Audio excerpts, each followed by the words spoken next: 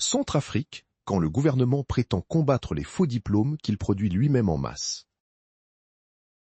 Bangui, le 21 avril 2026, CNC.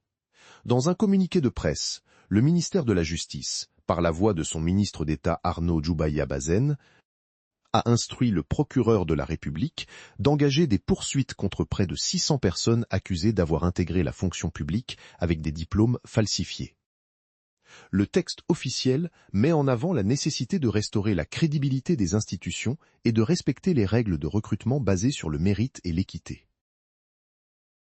Pourtant, cette annonce arrive au milieu d'une autre polémique qui agite fortement l'opinion publique depuis plusieurs jours. Un arrêté signé par le ministre d'État chargé de l'Éducation nationale, Aurélien Simplice Kongbele Zingas, a fuité sur les réseaux sociaux. Ce document liste des noms et attribue des diplômes de baccalauréat à des dizaines de personnes, souvent proches du régime. Beaucoup d'entre elles n'auraient même pas terminé le primaire.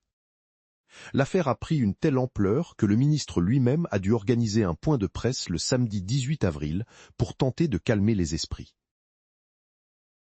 Malgré cela, des pétitions circulent déjà et rassemblent des milliers de signatures, tandis que les discussions continuent de monter sur les réseaux.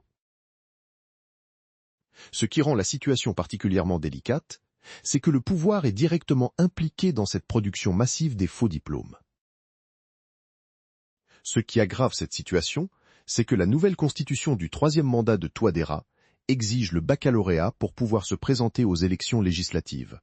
Or, selon des informations qui reviennent régulièrement, une grande partie des candidats du parti présidentiel MCU, soit environ 80%, ne rempliraient pas cette condition de base.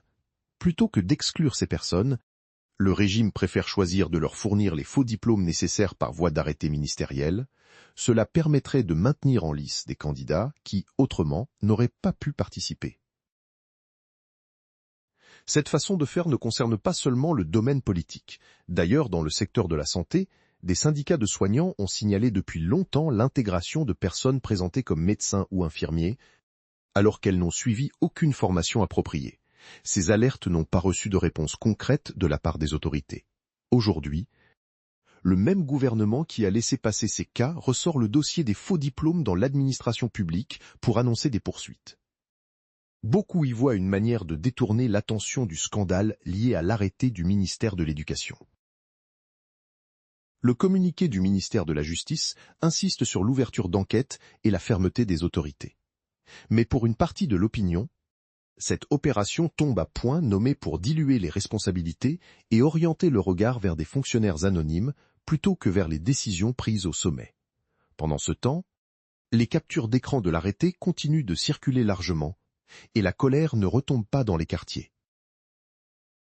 L'administration centrafricaine se trouve une nouvelle fois au centre des débats. Les citoyens attendent des explications claires et des mesures qui s'appliquent de la même manière à tous, sans distinction. Pour l'instant, le débat reste ouvert et les questions persistent.